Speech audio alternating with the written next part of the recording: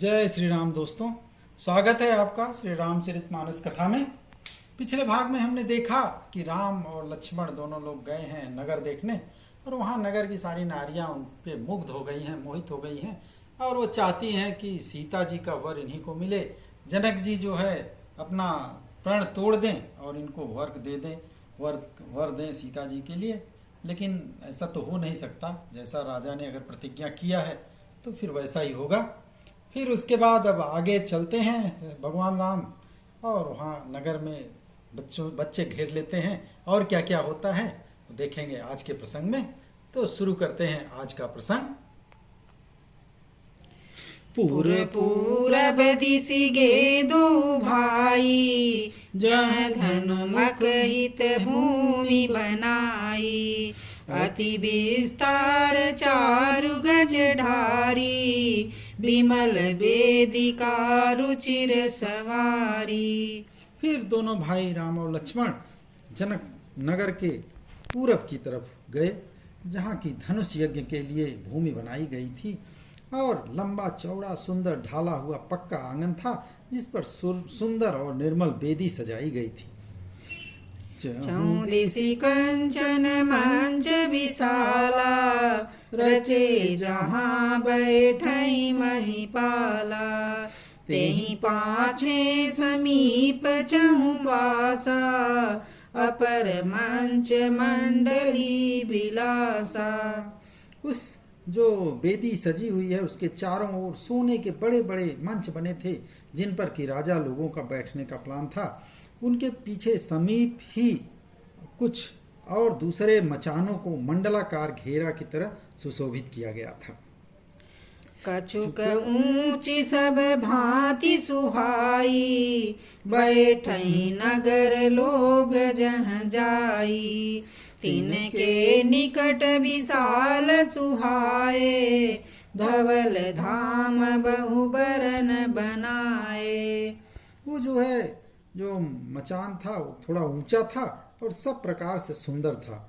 वहाँ पे नगर के लोग बैठेंगे ऐसा प्लान किया गया था और उन्हीं के पास एक विशाल और सुंदर सफेद मकान अनेकों रंग के बनाए गए थे। जहाँ बैठे देखई सब नारी, जथा जोग निज कुल अनुहारी। पुर बालक कहीं कहीं मृदु बचना, सादर प्रभु ही देखवाई रचना। फिर वो जो मकान बने थे अनेक रंगों के, वहाँ पे अपने कुल के अनुसार सब स्त्रियां को जैसा उचित होगा, जहाँ जिसका स्थान था वैसा बैठने के लिए बना हुआ था, जहाँ से बैठ करके वो धनुष यज्ञ देखेंगी। और नगर के जो बालक थे वो कोमल वचन बड़े प्रेम से वाणी बोल करके साथ साथ साथ रह ले रहे हैं। श्री रामचंद्र जी को सब पूरा दिखा रहे हैं कि ये ऐसे है, ये ऐसे है, बड़े प्रेम से, क्योंकि उनका भी मन है कि भगवान राम के साथ साथ मैं भी चलूं। सब शिशु यही मिस प्रेम बस, परसी मनोहर गात। तन पुल कई अति हर सुहिय, देखी देखी दो भ्रात। सारे बालक जो नगर के हैं इसी बहाने की भगवान को मैं बताऊं कि ये क्या है, ये क्या है, ऐसे इसी बहाने से प्रेम के बस हो करके भगवान राम के सुंदर सुंदर अंगों को देख रहे हैं। उनको छू करके उनका शरीर रोमांचित हो जा रहा है और दोनों भाइयों को देख देख के उनके हृदय में अत्यंत ही उल्लास हो रहा है। बड़ी खुशी का आनंद का अनुभव हो रहा है। शिशु सब राम प्रेम बस जाने, प्रीति समेत निकेत बखाने। निज निज रुचि सब ले ही बुलाई, सहित स्नेह जाहि दो भाई। भगवान राम उन सभी बालकों को प्रेम के वशीभूत जानकर कि ये लोग जो है मेरे प्रेम में एकदम विह्वल हैं, वो उनके जो बताते हैं कि ये इसका स्थान है, इस स्थान है, उसकी बड़े प्रेम पूर्वक प्रशंसा करते हैं, जिससे कि बालकों में उत्साह हो जाए, आनंद हो जाए और उनको लगे कि हाँ मेरी बात को भगवान ये राम सुन रहे हैं। वे सब अपनी अपनी रुचि के अनुसार उन्हें बुला लेते हैं, बोलते हैं यहाँ ये देखिए, ये देखिए। इस तरह सब बच्चे जो है उनको बुला रहे हैं और सबके बुलाने पर दोनों भाई बड़े प्रेम सहित उनके प्रेम को समझ के, आनंद को समझ करके उधर चले भी जाते। राम देखा वही अनुजई रचना, कई मृदु मधुर मनोहर बचना। लौ निमेष महु भुवन निकाया, रचई जासु अनुशासन माया। ही वो कोमल मधुर और मनोहर वाणी कह करके श्री रामचंद्र जी अपने छोटे भाई लक्ष्मण को वो यज्ञ भूमि, जो रंग जहाँ पे कि धनुष यज्ञ होना है, उसकी रचना दिखा रहे हैं, जिनकी आज्ञा पाकर ही एक पलक झपकते ही पूरे ब्रह्मांड की रचना माया रच डालती है। वही जो है प्रेम के बस क्या क्या लीला कर रहे हैं। भगति हेतु सोई दीन दयाला, चितवत चकित धनुष मखसाला। कौतुक देखी चले गृह पाही, जाने विलंबु त्रास मन माही। ऐसे भगवान जिनके केवल इशारे से पलक झपकते ही सारे ब्रह्मांडों की रचना कर देती है माया, उस वही भगवान भक्तों के दया करने वाले भक्तों के लीला के लिए ही बड़े चकित होकर के वो धनुष यज्ञ की जो धनुष यज्ञशाला है उसको देख रहे हैं, जैसे अरे वाह कितनी अच्छी बनी है, जबकि वो तो उनके लिए एक कौतुक मात्र है। और इतने आश्चर्य से जब वो देख रहे हैं, इसके बाद पूरा जब देख लिया, दोनों लोगों ने घूम लिए, फिर वो सब देख करके अपने गुरु जी के पास वापस चल पड़े। और उन्हें लगा अरे यार ये तो बहुत देर हो गई, तो उनके मन में डर भी है कहीं गुरु विश्वामित्र नाराज न हो जाएं कि इतना देर क्यों कर दिए। जासु त्रास डर कहूँ डर होई, भजन प्रभाव देखावत सोई। कही बातें मृदु मधुर सुहाई, किए विदा बालक बरियाई। जिस भगवान के डर से डर को भी डर लगता है, वही भगवान ये अपने भजन का प्रभाव दिखाने के लिए भय का नाटक कर रहे हैं और ऐसा दिखा रहे हैं कि कहीं विश्वामित्र जी नाराज न हो जाएं। फिर उन्होंने बड़े कोमल और मधुर सुंदर सुंदर बातें करके बालकों को विदा किया, क्योंकि बालक उनको छोड़ नहीं रहे हैं, वो उनके साथ लगे पड़े हैं कि चलो चलो ये चलिए, ये दिखाते हैं वो दिखाते हैं। लेकिन अब चूंकि देर हो गया था, उनको जाना था, तो किसी तरह से सभी बच्चों को विदा किए। सभय सप्रेम विनीत अति, सकुच सहित दो भाई। गुरपद पंकज नाई सिर, बैठे आय सुपाय। फिर भगवान राम लौटे मुनि के पास, भय प्रेम और विनय और उसके साथ साथ बड़े संकोच के साथ दोनों भाई गुरु के चरण कमलों में सिर नवा लिए और फिर उनकी आज्ञा पाए तो उनके पास ही बैठ गए। निशि प्रवेश मुनि आय सुदीना, सबहि संध्या वंदनु कीना। कहत कथा इतिहास पुरानी, रुचिर रजनी जुग जाम सिरानी। और फिर जैसे ही रात्रि का प्रवेश हुआ, संध्या के समय, मुनि ने आज्ञा दिया जाओ सब लोग अपना संध्या वंदन करो। तो गए दोनों लोग, संध्या वंदन किए और फिर पुरानी प्राचीन कथाएं इतिहास कहते कहते धीरे धीरे रात्रि के 2 पहर बीत गए। मुनि बर शयन कीनि जब जाई, लगे चरण चापन दो भाई।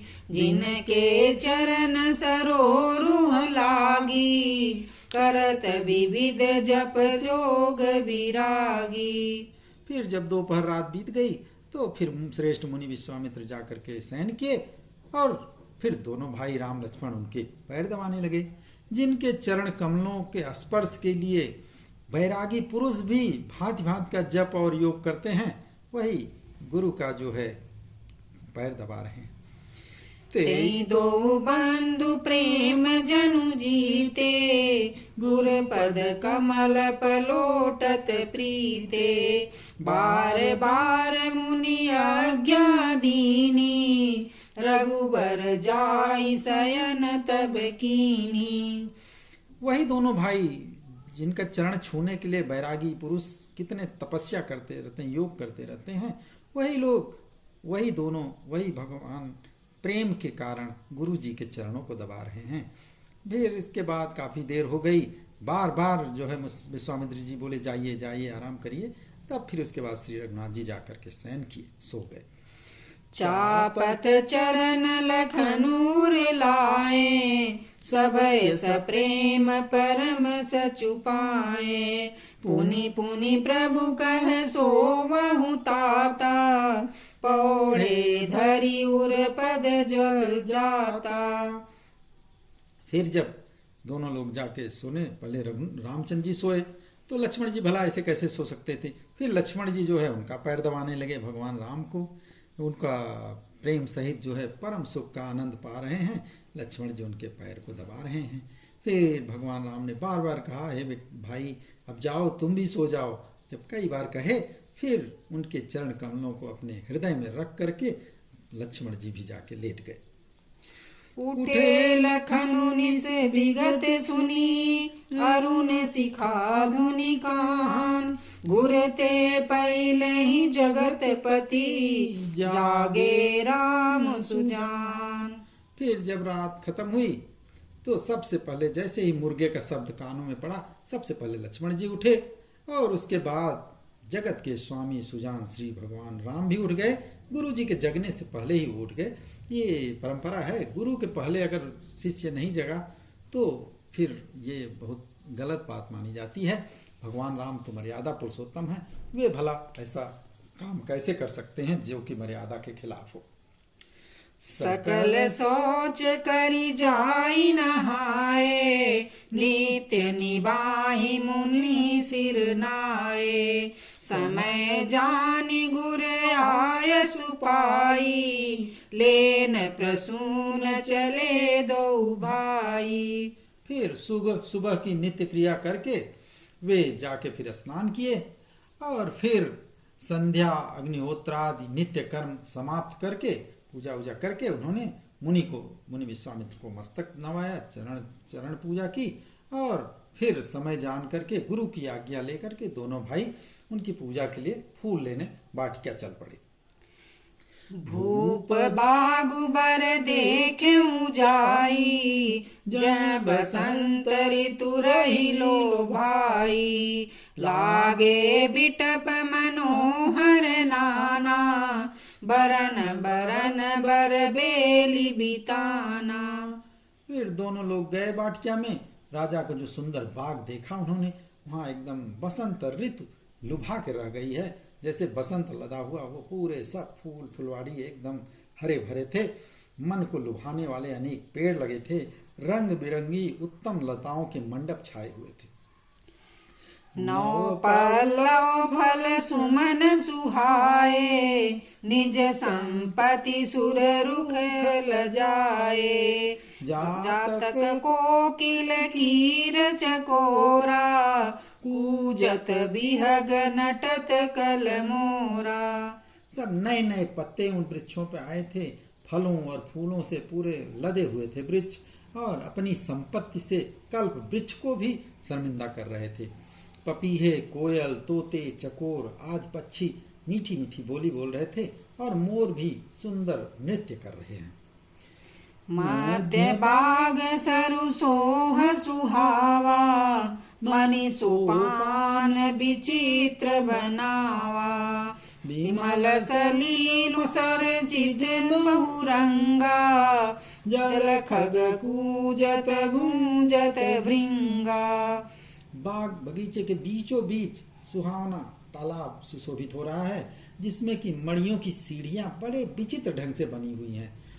उस सरोवर का जल अत्यंत स्वच्छ है, निर्मल है, और उसमें अनेक रंगों के कमल खिले हुए हैं। जल के पक्षी उसमें कलरव कर रहे हैं और भंवरे गुंजन कर रहे हैं। बागु तड़ागु बिलो की प्रभु, हर से बंधु समेत।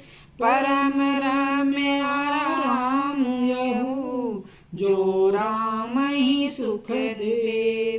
बाग, इतना सुंदर बगीचा और उतना ही सुंदर सरोवर तालाब को देखकर भगवान श्री राम लक्ष्मण जी सहित अत्यंत खुश हुए, हर्षित हुए। यह बाग वास्तव में परम सुंदर है जो कि भगवान को सुख दे रहा है, जो सारी दुनिया को सुख देने वाले हैं उनको वो सुख दे रहा है, वो धन्य है ऐसा भाग्य। चौदिसी चितई पूछी मालिगन, लगे लेन दल फूल मुदित मन। तेई अवसर सीता तह आई, गिरिजा पूजन जननी पठाई। चारों ओर देखा उन्होंने, कहाँ कहाँ फूल हैं, क्या है। फिर वो माली से जाके पूछे कि भाई मुझे गुरु जी के लिए थोड़ा फूल लेना है, और बड़े उन्होंने बोला हाँ हाँ ले लीजिए। फिर बड़े प्रसन्न मन से पत्र और पुष्प सब लेने लगे पूजा के लिए। और उसी समय वहाँ पे सीता जी आई, क्योंकि उसी बगीचे में गिरिजा पार्वती जी का मंदिर भी था, गौरी जी का मंदिर था, और उनकी सीता जी की माता ने उन्हें उनकी पूजा करने के लिए भेजा था। संग सखी सब सुभग सयानी, गावहीं गीत मनोहर बानी। सर समीप गिरिजा गृह सोहा, बरनि न जाई देखी मन मोहा। सीता जी के साथ में सभी उनकी सुंदरी सयानी सखियां भी थीं, जो कि बड़े मीठी मीठी वाणी में गीत गा रही हैं। जब भी शादी ब्याह पड़ता है किसी लड़के की या लड़की की, तो अक्सर जो है सभी लोग गीत गाती हैं, उनके संगी साथी सहेलियां। वैसे ही वो गीत गाते हुए साथ में सीता जी को लेके आ रही हैं मंदिर के लिए। और फिर सरोवर के पास ही जो तालाब था बीच में, उसके पास ही गौरी जी का जो मंदिर है वो बड़ा सुंदर लग रहा है। इतना सुंदर है जिसका कि वर्णन नहीं किया जा सकता, और उसे देख के मन मोहित हो जाता है। मज्जनु करि सर सखिन समेता, गई मुदित मन गौरी निकेता। पूजा कीनी अधिक अनुरागा, निजयन रूप सुभग बरु मागा। फिर सखियों सहित सीता जी ने उस तालाब में स्नान किया, और फिर प्रसन्न मन से गिरिजा जी के गौरी जी के मंदिर में गईं और बड़े प्रेम से पूजा की। और फिर उन्होंने उनसे अपने योग्य सुंदर वर मांगा, जैसा कि सभी लोग भगवान से मांगते हैं शादी ब्याह में कि हमारा वर जो है बहुत अच्छा हो, या मेरी वधू बहुत अच्छी हो। तो वैसा ही उन्होंने सुंदर वर माता गौरी जी से मांगा। एक सखी सिय संग बिहाई, गई रही देखन फुलवाई। तेहि दो बंधु बिलो के जाई, प्रेम विवश सीता पही आई। जो सीता जी के साथ सखियां आई थी, उनमें से एक सखी सीता जी को साथ छोड़ करके फुलवारी देखने चली गई थी, वो बगीचा देखने चली गई थी। और जब वहां गई तो वहां देखा दोनों भाइयों को, राम लक्ष्मण, क्योंकि वहां पे वो फूल तोड़ने आए हुए थे। तो उनको देख करके वो सखी एकदम प्रेम में विह्वल होकर के सीता जी के पास आई। अब सीता जी को क्या बताई हो आकर के, और फिर क्या सीता जी का वहाँ पे मिलन होगा, दर्शन होगा भगवान राम का, वो हम करेंगे अगले भाग में। आज के लिए बस इतना ही, तब तक प्रेम से बोलिए श्री राम रामचंद्र की जय। पवन सुत हनुमान की जय। उमापति महादेव की जय। राधावर कृष्ण चंद्र की जय।